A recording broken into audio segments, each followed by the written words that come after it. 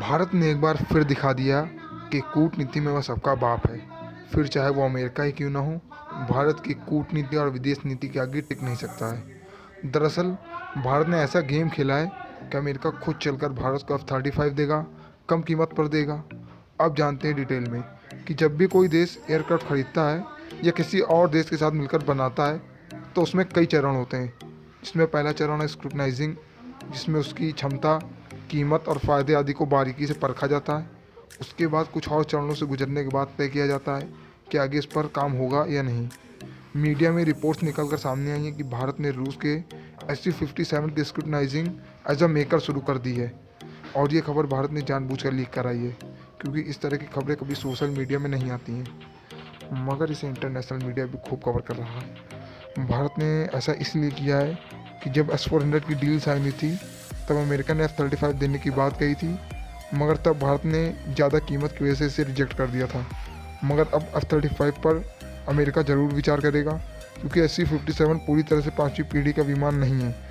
और अगर भारत और रूस मिलकर इस प्रोजेक्ट को पूरा कर लेंगे तो अमेरिका को डर है कि रूस और भारत बहुत करीब आ जाएंगे, जिससे अमेरिका का बहुत बड़ा नुकसान हो सकता है, क्योंकि पूरे एशिया में भारत ही एकमात्र ऐसा उसका मित्र है जो चीन को और उसके अन्य दुश्मनों को काउंटर कर सकता है। इसलिए वह भारत को F-35 देगा, वो भी बहुत जल्द, क्योंकि अमेरिका के पास अनुभव और एडवांस मशीनों की कमी नहीं है, जिससे वह हर साल बड़ी संख्या में F-35 बना सकते हैं।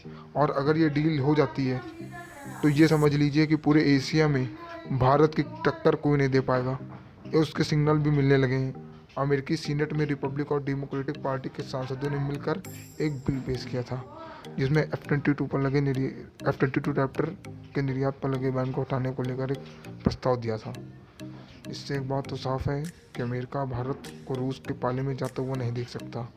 अभी चीन ने कुछ दिनों पहले कहा था कि भारत अगर अमेरिका 35 जेट खरीदता है तो वह भी उसके पड़ोसियों को अपना स्टेल्थ फाइटर जेट J-20 दे देगा। तो ये तो पक्का हो गया कि F-35 का नाम सुनकर बीजिंग में लोगों की क्या हालत होती होगी।